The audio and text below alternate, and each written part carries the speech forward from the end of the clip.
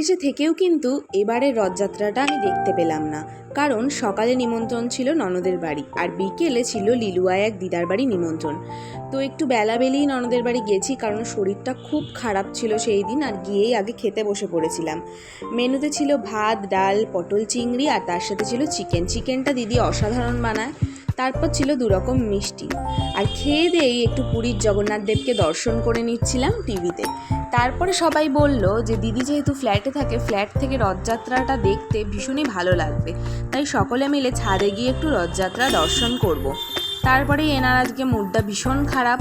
যাই হোক, তো তারপর চলে গেলাম ছাদে, কিন্তু রথ তখন অনেকটা দূরে। এবছর রথযাত্রাটা কিন্তু আমাদের শ্রীরামপুরে শুরু হয়েছে অনেকটা দেরিতে, তাই রথ অনেক দূরে ছিল, কিন্তু আমাদের এতই তাড়া ছিল যে আমি দাঁড়িয়ে রথযাত্রাটা দর্শনই করতে পারলাম না।